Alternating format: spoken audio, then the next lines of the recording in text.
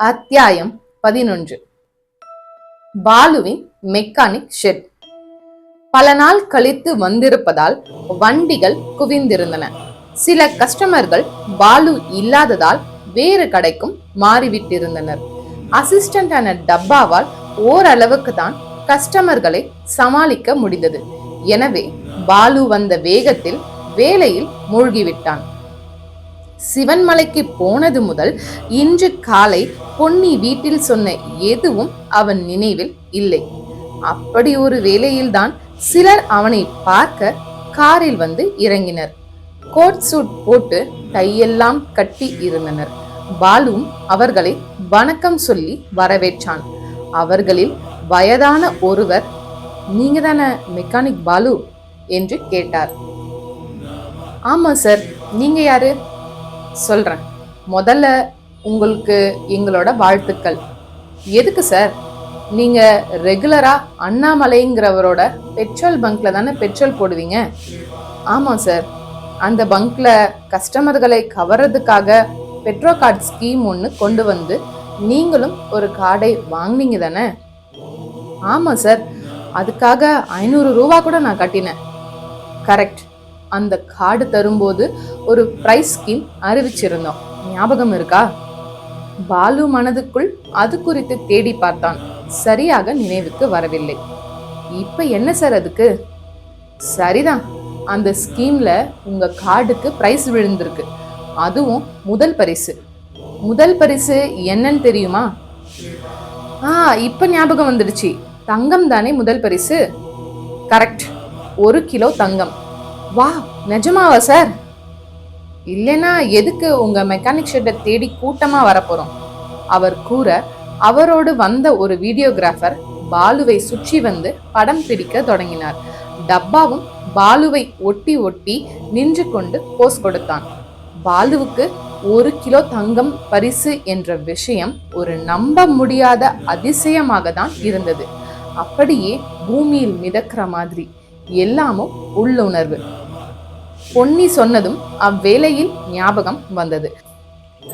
அந்த சின்ன பெண்ணின் கால ஞானத்தை எதை வைத்து எடையிடுவது என்றும் தெரியவில்லை. கண்களில் கண்ணீர் கோர்த்து கொண்டு விட்டது.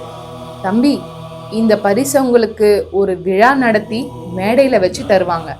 உங்களுக்கு விழா தகவல் கூடிய சீக்கிரம் தரப்படும். அவசியம் உங்க அப்பா அம்மாவோட வந்து சேருங்க என்றார் ஒரு அதிகாரி. பின் ஒரு ஃபார்மில் அவனிடம் கையெழுத்து வாங்கி கொண்டார்.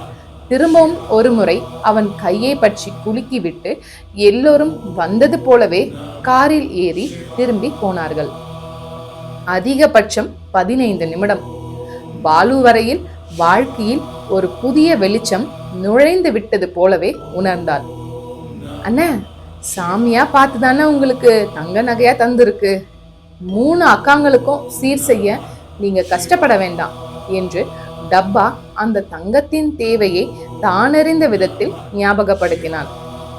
ஆமாண்டா, அது அக்காங்களுக்கு தான். காலையில பொன்னி சொன்னது நடந்துடுச்சு. அடுத்து நடக்க வேண்டியது அக்கா கல்யாணம்தான். மோகன் மாப்பிள்ளை வந்துட்டா அதுவும் பழிச்சிடும் என்றான். அண்ணே, அது யாருன பொன்னி? என்னடா வீட்டுல பார்க்கல? ஒரு சின்ன பொண்ணு. ஓ, அதுவா? ஆமா, அந்த பொண்ணு எப்படின்னா உங்களோட தொடர்பாச்சு? அதெல்லாம் பெரிய கதை. உனக்கு சொல்ல எனக்கு இப்ப நேரமும் இல்லை, மனசும் இல்லை. பரவாயில்லண்ண, ஒண்ணு மட்டும் தெரியுதுண்ண, அது சாமி பொண்ணு, சரிதானே? அதுல என்ன சந்தேகம்? பொன்னி சந்தேகமே இல்லாம சாமி பொண்ணுதான். சரி, நீ கடைய பாத்துக்கோ. தங்கம் பரிசு கிடைச்ச விவரத்தை நான் வீட்டுக்கு போய் அம்மா அக்கா எல்லார்கிட்டையும் சொல்லிட்டு வந்துடுறேன். போங்க போங்க, வித்யாக்காக்கு ஒரே சந்தோஷமாயிடும். லலிதாக்கா இப்பவே எனக்கு தங்கத்துல பாதியை ஒதுக்கிடணும் சொல்லும். டப்பாவுக்கு கூட லலிதா எப்படி என்பது புரிந்திருந்தது. அதை ரசித்தபடியே பைக்கில் பாலு ஏறி அமர போன சமயம் மெல்லிய மணி சப்தம். அதை தொடர்ந்து குரங்கு சித்தர் ஷெட்டின் முன் வந்தபடி இருந்தார். அடட சாமி! சாமியே தான். என்னப்பா, எங்க கிளம்பிட்ட? வீட்டுக்கு தான் சாமி. என்ன தங்க மழை பெய்ய ஆரம்பிச்சிடுச்சாக்கும்? சாமி, உங்களுக்கு எல்லாம் தெரியுமா சாமி? அப்படி தூரம் இருந்து கேட்டுக்கிட்டு தானே இருந்தேன். ரொம்ப சந்தோஷமா இருக்கு சாமி. என் வாழ்க்கையில இப்படியெல்லாம் நடக்குதுன்னா ஆச்சரியமாவும் இருக்கு சாமி. இது என்ன, இன்னும் எவ்வளவெல்லாமோ நடக்க போகுதே. எல்லாம் உங்களை பார்த்த நேரம் தான் சொல்லுவேன் சாமி. மொத்தத்துல நல்ல நேரம்னு சொல்லு. ஆமா சாமி, இந்த நல்ல நேரம் தொடருமா சாமி? அதுல உனக்கு என்ன சந்தேகம்? ஒரு பக்கம் பயமா இருக்கு சாமி. உழைக்கிறதே இந்த காலத்துல நிக்கிறது இல்ல. இப்படி கிடைக்கிற பரிசுங்க நிக்குமான்னு சந்தேகமா இருக்கு சாமி. நியாயமான சந்தேகம். ஆனா ஒரு மனுஷனுக்கு பரிசு எப்படி கிடைக்குதுன்னு தெரிஞ்சா நீ இப்படியெல்லாம் சந்தேகப்பட மாட்ட. எப்படி சாமி? அதிர்ஷ்டத்துல தானே. அதிர்ஷ்டம்ங்கிறது ஒரு வார்த்தை. அதை பிரிச்சு படிச்சா அதோட இஷ்டம்னு வரும். எதோட இஷ்டம்? என்ன சாமி கேக்குறீங்க, புரியலீங்களே. அதோட இஷ்டம்தான் அதிர்ஷ்டம்னு சொல்லும் போதே ஏதோ ஒண்ணு அது பின்னால இருக்குன்னு தெரிய வருது தானே. ஆமா, அந்த ஏதோ ஒண்ணுங்கிறது எது? நல்ல நேரமா சாமி? நேரத்துல நல்ல நேரம் கெட்ட நேரம்னு எதுவும் கிடையாது தம்பி. ஒருத்தருக்கு நல்லது நடந்தா நல்ல நேரம், கெட்டது நடந்தா கெட்ட நேரம். நல்ல நேரமும் சரி கெட்ட நேரமும் சரி மனசு சம்பந்தப்பட்டது. அப்ப அந்த ஒண்ணு எது சாமி? இதுக்கு நான் விரிவா தான் பதில் சொல்லணும், அப்பதான் உனக்கு புரியும். ஆனா நீயோ தங்கம் பரிசா கிடைச்ச விஷயத்த உங்க அம்மா அப்புறம் அக்காக்கள் கிட்ட சொல்ற சந்தோஷத்துல இருக்க. இப்ப நான் உன்னை தடுத்து நிறுத்தி என்னோட கிறுக்குத்தனமான சித்த உபதேசத்தை பண்ண விரும்பல. நீ புறப்படு. குரங்கு சித்தர் அவனுக்கு பிடித்த மாதிரிதான் பேசினார். ஆனால் பாலு அதற்காக கிளம்பி விடவில்லை. அமர்ந்திருந்த பைக்கில் இருந்து கீழே இறங்கினான். பைக்கை ஸ்டாண்ட் போட்டு நிறுத்தவும் செய்தான். பின் குரங்கு சித்தர் முன் பணிவாக கைகளை கட்டிக்கொண்டு நின்றவன் பேசத் தொடங்கினான். சாமி, உங்களை விட நீங்க சொல்ல போறதை விட பெருசு எதுவுமே கிடையாது. உங்களை பார்த்த பிறகுதான் என் வாழ்க்கையில நிறையவே மாற்றங்கள். ஆகையால நீங்க சொல்ல நினைக்கிறத சொல்லுங்க, அதை கேட்டுட்டே நான் போறேன். பாலுவின் பேச்சில் அப்படி ஒரு நிதானம். அவன் வெகுவாக பக்குவப்பட்டிருப்பதை அவனுடைய அந்த அணுகுமுறையே காட்டி கொடுத்தது. டப்பாவுக்கு கூட பாலுவின் அந்த அணுகுமுறை ரொம்பவே புதியது. ஆச்சரியமாக பார்த்தான். குரங்கு சித்தரும் அதிர்ஷ்டத்துக்கு விளக்கம் கூற தொடங்கினார். தம்பி, அதிர்ஷ்டங்கிறதும் நீ உன் முயற்சியால சம்பாதிச்ச ஒண்ணுதான். நீ எவ்வளவோ வேலை பார்க்குற, எவ்வளவோ காரியங்கள் செய்யற, அதுக்கெல்லாம் சரியான கூலி உனக்கு கிடைச்சிடுதா சொல்ல முடியாது. உதாரணமா ஒருத்தர் ₹1,00,000 தொலைச்சிடுறார். அது உன் கையில கிடைக்குது. அத நீயும் அவரை தேடி கண்டுபிடிச்சு ஒப்படைக்கிற. பதிலுக்கு அவர் உனக்கு நன்றி சொல்வார். இல்லனா ஒரு 1000, 2000 பரிசு தருவார். ஆனா உன் நேர்மைக்கு அதுதானா மதிப்பு? அது ஒரு அடையாளம் தான். உன் நேர்மைக்கு அந்த ₹1,00,000 இன்னொரு லட்சத்தையும் கூட சேர்த்து தரலாம் இல்லையா? உலகத்துல இந்த மாதிரி மதிப்பிட முடியாத விஷயங்களும் நிறையவே இருக்கு. தடுமாறி விழப்போன ஒருத்தரை தாங்கி பிடிக்கிறதுல இருந்து பிறர் மனசு புண்படாதபடி தன்மையா பேசுறது வர எவ்வளவோ செயல்பாடுகளை கொண்டதுதான் வாழ்க்கை. அந்த செயல்பாடுகளை மதிப்பிட முடியாத விஷயங்கள் எல்லாம் ஒன்னா சேர்ந்து அதிர்ஷ்டமா உருவாகுது.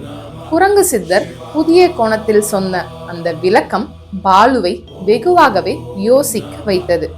அப்படின்னா வாழ்க்கையில நாம பண்ற எந்த ஒரு நல்ல காரியமும் வீண் போறதில்லைன்னு சொல்லுங்க. நல்ல காரியங்கள் மட்டும் இல்ல, கெட்டதும் தான். அதிர்ஷ்டம் எப்படி அது இஷ்டத்துக்கு ஒன்னா சேர்ந்து ஒரு நாள் வருதோ அப்படித்தான் விபத்தும். 9 கிரகங்களாலையும் உதவ முடியாத ஒரு சூழல் வந்து 10வதா ஒருத்தன் அடையிற விஷயம்தான் விபத்து. பேர்லேயே பொருள் இருக்கு. குரங்கு சித்தர் அதிர்ஷ்டம் விபத்து என்று இரண்டுக்கும் பொருள் கூறி முடிக்க அதை கேட்டு சிலிர்ப்புடன் பாலு கைகளை கூப்பினான். அவரும் அதை பார்த்து ரசித்து சிரித்தார். அப்படியே சிவன் மலை உன்னை நல்லாவே பக்குவப்படுத்தி அனுப்பியிருக்கு என்றும் கூறினார். அதன் பின் அவன் சட்டை பாக்கெட்டை உற்று பார்த்தார். என்ன சாமி, பாக்கெட்டை பாக்குறீங்க? சட்டை பாக்கெட்ல அந்த ரசமணி இருக்குதான் பார்த்தேன். இருக்கு சாமி, இத நான் ஒரு கட்டத்துல தூக்கி தூக்கி எரிஞ்சேன். கடைசியா கிணத்துல போட்டேன். ஒரு ஆச்சரியம் பாருங்க, மறுநாள் கிணத்து தண்ணி இறைக்கும் போது வாளி வழியா திரும்ப என்கிட்ட வந்துடுச்சு. அதன் பிறகு இந்த நொடி வர நான் இதை பிரியவே இல்லை என்று பாக்கெட்டில் இருந்து ரசமணியை எடுத்து குரங்கு சித்தரிடம் காட்டினான். அப்படியே கண்களில் ஒற்றி கொண்டான். இது பூர்வ ஜென்மத்துல நீ செய்த புண்ணியங்களோட பலன். ஒரு சிவன் கோவில்ல மணி அடிக்கிறது மட்டும்தான் உன் வேலை. அதுக்கான கூலி அது. அன்னைக்கு அடிச்ச, இன்னைக்கு அது உனக்கு காவலா வந்து நின்னுக்கிட்டு இருக்கு. பத்திரம். தூங்கும்போது கூட அது உன்கிட்டயே இருக்கட்டும். அவர் எதன் பொருட்டோ எச்சரிக்கையும் செய்தார். நல்லது சாமி, நான் இப்ப வீட்டுக்கு போயிட்டு வந்துடட்டுமா? தாராளமா, அங்க உனக்கு இன்னொரு ஆச்சரியமும் காத்துக்கிட்டு இருக்கு என்று ஒருவித புதிரோடு பாலுவை வழி அனுப்பி வைத்தார். டப்பா அவர் பிளந்த வாயை மூடாமல் பார்த்தான். என்னப்பா பாக்குற? உனக்கும் ரசமணி வேணுமா? ஆமா சாமி, நானும் மேல வர வேணாமா? வருவ, இங்கேயே இரு. பாலு மேல போகும்போது அவனோட சேர்ந்தே மேல போவ. சந்தோஷம் சாமி. சரி, இப்ப ஒரு வேலை பண்றியா? என்ன சாமி? போலீஸ் கேன்டீனுக்கு போய் அங்க இருக்கிற ரங்கநாயகி கிட்ட நான் சாப்பிட ஏதாவது வாங்கிட்டு வரியா? தாராளமா சாமி, நான் வர வர கடைய நான் பாத்துக்கிறேன். நல்லது சாமி. ஏகப்பட்ட வண்டிக பாருங்க எப்படி நிக்குதுன்னு. அண்ணன் எப்படித்தான் எல்லா வேலையும் முடிக்க போகுதோ தெரியல. டப்பா சலித்து கொண்டே கிளம்பினான். குரங்கு சித்தரும் சம்மணமிட்டு மரபெஞ்சின் மேல் அமர்ந்து கொண்டார்.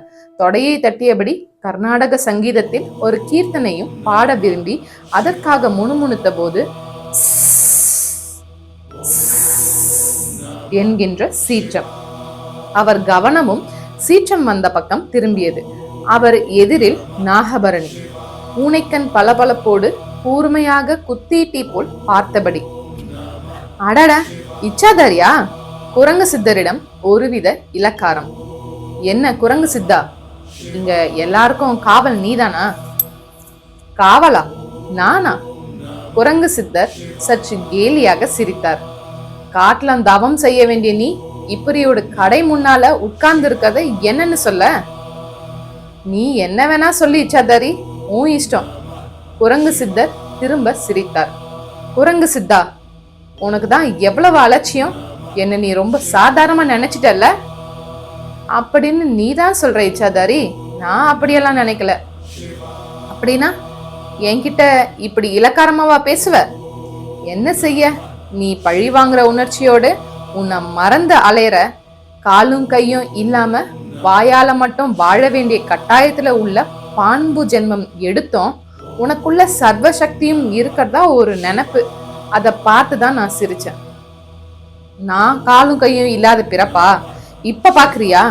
1000 கைகளோட நான் உனக்கு காட்சி தரட்டுமா? ஏ இச்சாதாரி, அது உன் மாயா ரூபம். மாயா ரூபத்தை மதிக்க நான் என்ன முட்டாளா? எங்களோட விசேஷ சக்திய நீ கேவலமா பேசாத. எதுக்கு அனாவசியமான பேச்சு?